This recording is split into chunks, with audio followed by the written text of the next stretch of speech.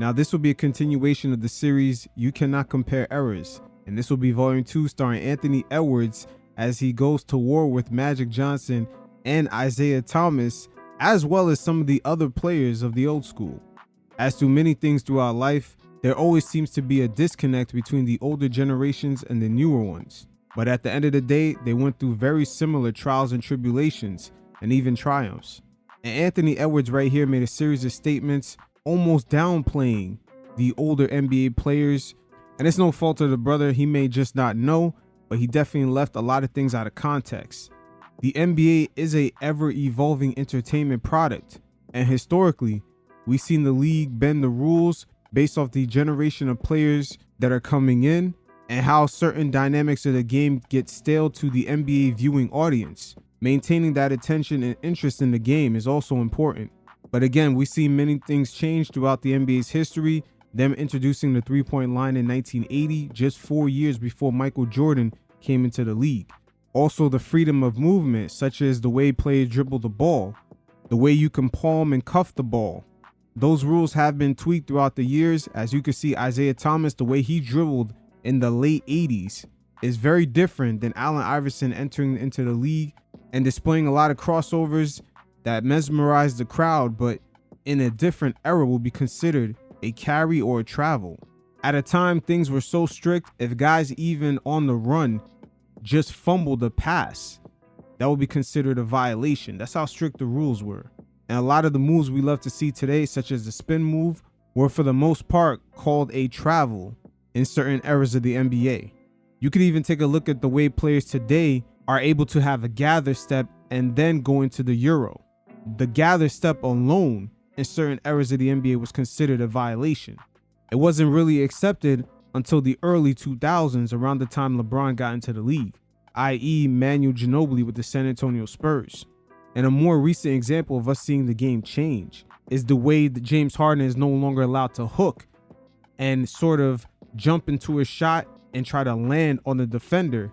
That's no longer a foul. And a lot of those ticky-tack tricks are taken out. Jumping into defenders like him and Trae Young used to do, all that has been alleviated to make sure the game flow continues, especially around the late 2010s, where the regular season ratings started to show because of all the stoppage of play. And of course, we cannot forget the change with the hand checking rules and the changing of illegal defense. NBA players were not really allowed to zone up unless they actually fully committed on the double team. So again, just adding a few context to what Anthony Edwards said before we hear from him. And in a way, there is no doubt the players of today are definitely more skilled, especially with the influx of global talent coming into the league. We're going to hear plenty of stories of late first round to second round picks becoming perennial all-stars and even Hall of Famers. So a lot of the players that were the enforcers back in the day will find it very difficult to keep up in today's NBA landscape. But again, all these players kind of go through similar circumstances and they all adjusted their games for the current rules in the eras that they played in. But let's take a look at what Anthony Edwards had to say. I didn't watch it back in the day, so I can't speak on it. They say it was tougher back then than it is now, but I don't think anybody had skill back then. Michael Jordan was the only one that really had skill, you know what I mean? So, that's why when they saw Kobe, they were like, oh my God. But now everybody has skill. Again, right here, Anthony Edwards showing his youthfulness by mentioning Michael Jordan was the only one that had skill, but yet he had to go through Magic Johnson, Isaiah Thomas, and Larry Bird. But yet, after Michael Jordan, Kobe Bryant was the next person he named as having skill. Different generations sometimes don't understand the nuance of what was going on in certain eras. The rules in the 80s, 90s, and early 2000s was very physically defensive. That's why we've seen a lot of the games end 70-75 versus today. Guys are coming in with more skill, but they're also given the breathing room to show it off with the freedom of movement, the way that they could push off defenders with that off arm, and also having freedom of movement with the gather step into the Euro. And hell, even the NBA pushing the three-point line back, giving players a lot more space to operate. But NBA all-time great Magic Johnson had a very interesting response to this. You guys check it out. Anthony Edwards just said the other day that there really wasn't any skilled players in the NBA back in the day outside of Michael Jordan. That's what he said. Your response to that, Irvin Magic Johnson? Well, I don't never respond to a guy that's never won a championship. There's not nothing to really say. He didn't win a college championship. I don't know if he even won a high school championship. So Magic Johnson letting everyone know that there's levels to this. Everywhere he's been, he's experienced success on the highest level. And Magic, in a way, is letting everyone know he is not responding to that. That shit is way beneath him. But his all-time rival, Isaiah Thomas of the Detroit Pistons, perhaps the greatest little man to ever play in the NBA, put things into proper context by bringing up the rules and some of the inner dynamics that's going on with the league that allows Anthony Edwards to have a lot of the freedom that he has today. You guys check it out. They look faster today because of the rule change, which prohibits holding and hand-checking to impede progress. In football, for example, wide receivers can play in the middle of the field without fear and rack up more yardage. Today, the rules favor quarterbacks and receivers. That NFL comparison nailed it right on the head. There are many wide receivers in the NFL Hall of Fame today that'll let you know that they never went down the middle because of this. Especially guys like Randy Moss has definitely let this be known. But it's amazing how the NBA media never publicizes the rule changes. Meanwhile, they can't wait to plaster how much a player is making per year before he pays taxes, his agents, insurance, and all kinds of other fees. And the casual consumer of the NBA can't identify why players almost on a daily basis are having 60 to 70 point games a few seasons ago. And all of a sudden this past season, especially in the spring, when the NBA had met with the referee committee, they emphasized certain rules and certain things they wanted the refs to cut down on because scoring became a bit too easy. And a perfect example of it is the way Luka dropped 73 points on the Hawks. It almost looked like it came with no effort. But one of the most frustrating responses came from the big ticket, aka Kevin Garnett, where he had a lot to say in regards to the younger players not necessarily being students of the game and understanding the history.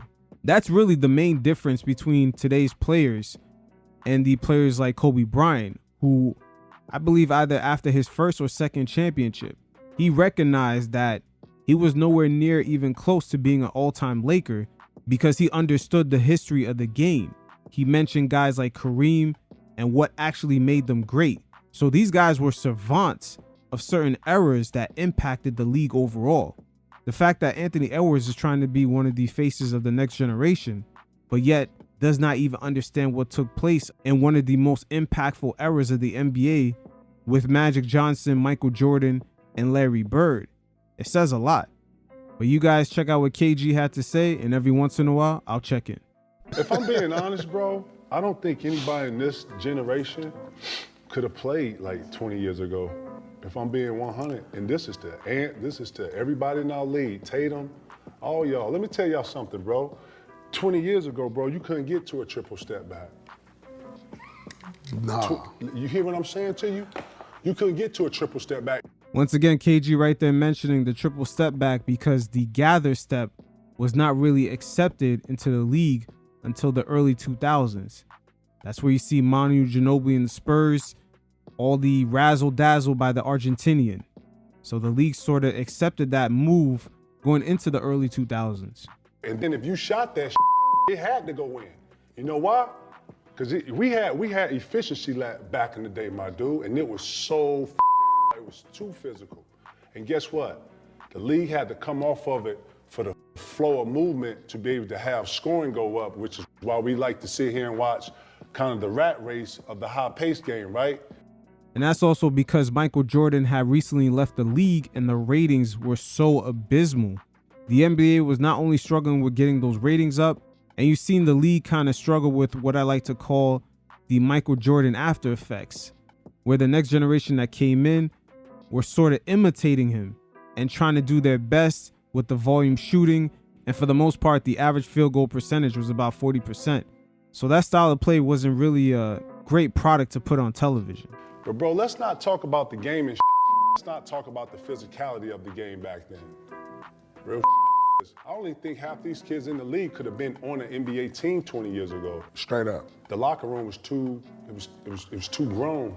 Now that right there speaks to another dynamic that started happening when LeBron James and Carmelo Anthony came into the league, where you started to see franchises off rip before these guys even suited up for their first official game, giving them the keys to the franchise. Just looking at the players that came a few years before those guys, like Allen Iverson, Kobe Bryant, Steve Nash, they had to earn and fight in order to gain that status, especially Kobe Bryant. Just seeing the way it was almost a trickle-down effect of just seeing LeBron James at 18 come into the league and just automatically put as the vocal leader in a league where, for the most part, those locker rooms were grown. And fast forward to today, you see guys coming into the league 18, 19, and off rip before they even did anything, they're given the keys to the franchise. There was a lot of pushback during that transition. And a perfect example of that is the way Carmelo Anthony clashed with his head coach, George Karl. You know what I watched too? You know what I watched? It was too grown. It was two of them. It was too much of a fraternity. You know what I'm saying? Like, yeah, man. Just like the hand check. No, bro. It was a different vibration. It was definitely a different vibration. Even the way Anthony Edwards came into the Minnesota Timberwolves being drafted. Off rip, they kind of anointed him the leader. Had it been 20 to 15 years prior, a person on the level of Karl Anthony Towns would not have surrendered those keys as easily. Edwards would have to fight for that in practice, and the alpha male energy was almost through the roof. The money wasn't as large. Guys had to fight for their contracts. So another high-level draft pick coming into the same team, it was competition, man. It was competition for those dollars. David Stern did a great job of taking all of the physicality out of the game. You understand? Freedom of movement means freedom of movement. Man, back in the day when you had to get by Paul because Paul was squared up with you and ready to slide, and then he could body you, he could poke, he could use his hands, but I can use my hands. I could fight through a screen. Bro, in the Olympics was similar style play when the guard can ride you damn near over the pick. Yeah. And if you don't know how to get out of that, and Holiday, when he come out and he get over, he there. And the Olympics is a prime example of where we see guys like Joel Embiid struggle. All the acting job that he does on these fouls, he was not getting it. There was a struggle there. And at times, Team USA throughout this tournament, the offense became stagnant, and Stephen Curry had to come out of nowhere and bail them out of it. So a lot of the players did have to adjust to the physicality because the game over there is a bit more original to the true nature of basketball and the way it was designed. But that true original form of basketball is not quite as entertaining as the way Adam Silver and David Stern currently design today's NBA. If that was the case, millions of dollars will be pouring into these Euro leagues and ratings will be through the roof. Right. So if you go to cross him, bro, you don't even, that's what I'm saying, bro. Man, the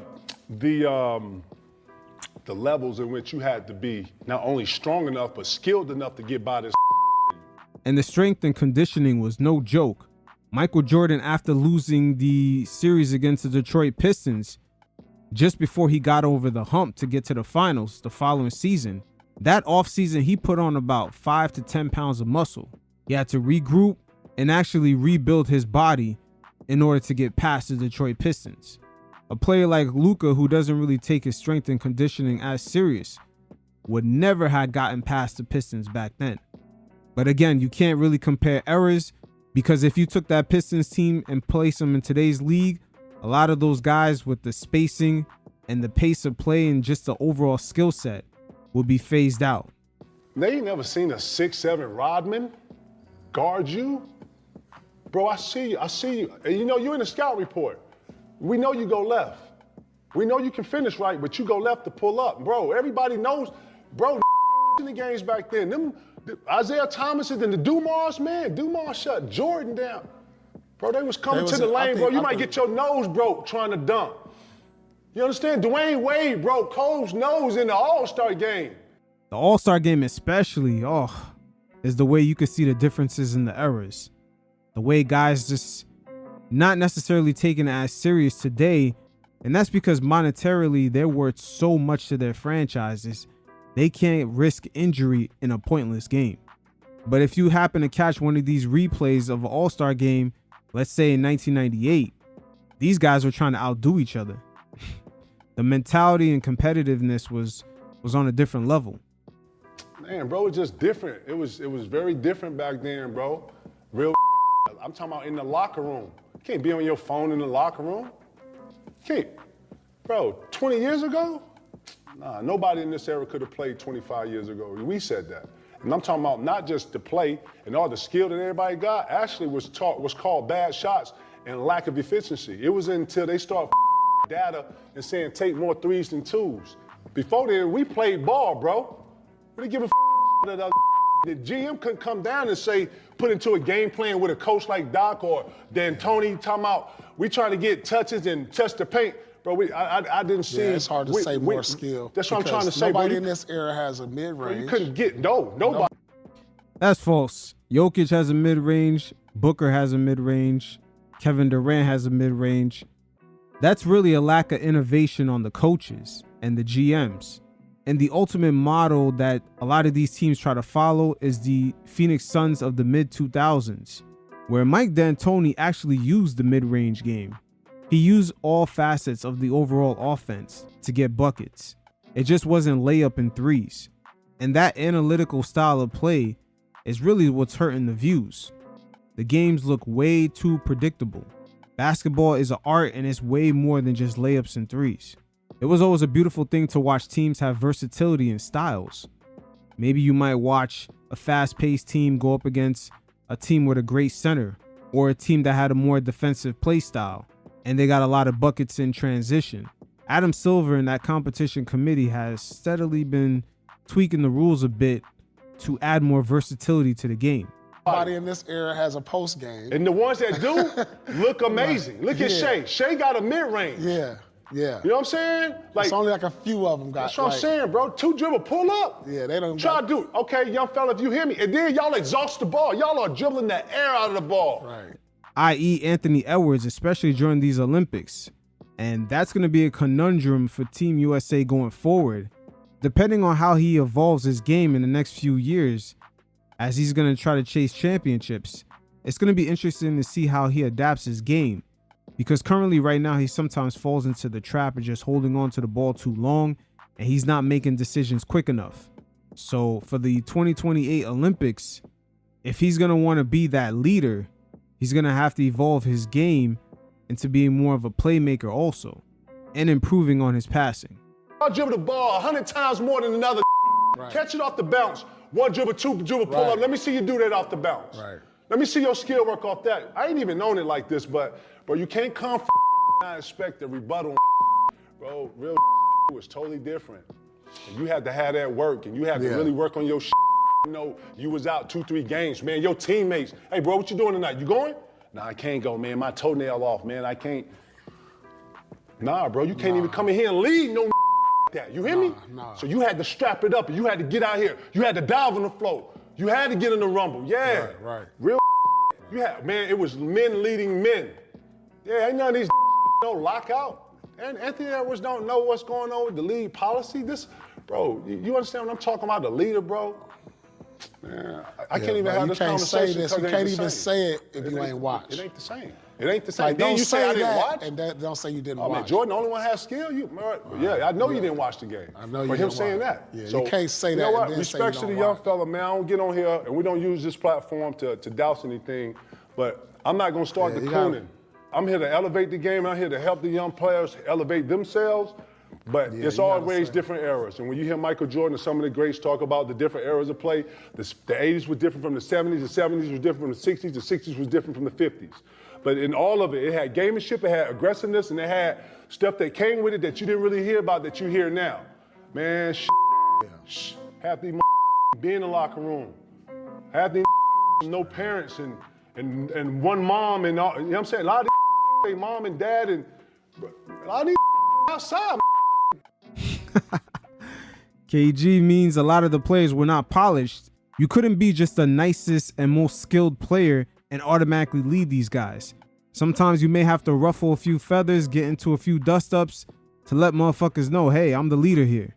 Today's superstars and quote-unquote leaders of the teams have a lot of introverted players. In a way, the league is definitely getting more polished and these guys are becoming a bit more corporatized, less personality-based. As you can see with Jason Tatum, that guy is scared to say anything to get himself canceled.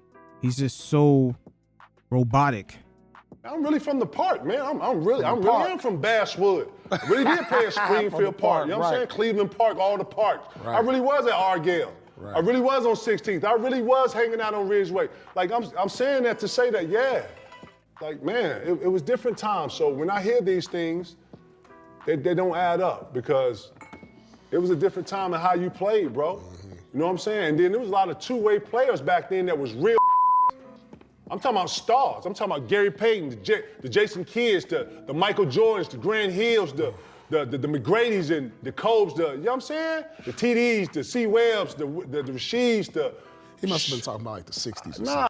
It was a norm back in those times for the best player to want to guard the other team's best player. That's where I referenced earlier in this segment to the illegal defensive rules being changed. There was no zone defense. You had to guard your man straight up. And if you were going to double, you had to double. You could not stunt and then try to get back to your original man. If you were going to double, you had to fully commit or that was going to be a violation with free throws. So the standards for superstars definitely has changed. And today, a lot of superstars are being hidden on defense to conserve energy. And in a way, the flip side of the coin is to understand today's current players. They're dealing with a lot more skilled players with a lot more space to cover and defend. So both generations kind of got to understand where each other is coming from. And this happens in different aspects of life. You see this from entertainment to the corporate sphere to construction, engineering, the medical field. There's always a generational gap, but the generations always fail to try to understand each other and some of the dynamics with the tools that they were given at the time that they were able to operate at their best. Lord, he feeling himself, and I like that. I like that he feels good, but when you're a savant and you're talking to the league and you spitting different you gotta know what you're talking about. Right. That's facts. That is facts. And you could look back at all the previous savants, Kobe Bryant, Magic Johnson, Michael Jordan. When they spoke about the leagues in the overall historical context, you can see that they understood the eras that came before them, even eras that was before their childhood.